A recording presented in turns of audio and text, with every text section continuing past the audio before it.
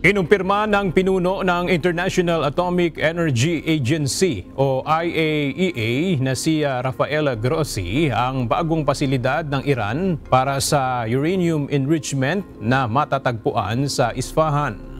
Ito'y batay sa inanunsyo ng Tehran bago sumiklab ang tensyon sa Israel at Iran na nagpatayo ito ng bagong uranium enrichment facility na ginagamit bilang langis sa mga planta ng kuryente at maaari rin itong magamit sa paggawa ng sandatahang nuklear.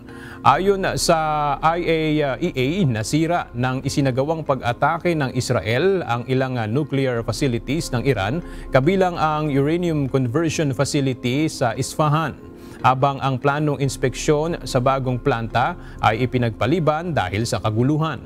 Bagamat hindi naapektuhan ang mga underground na bahagi kung saan nakaimbak ang mataas na antas ng enriched uranium, wala pa ring inspeksyon na isinagawa simula nang mangyari ang pag-atake.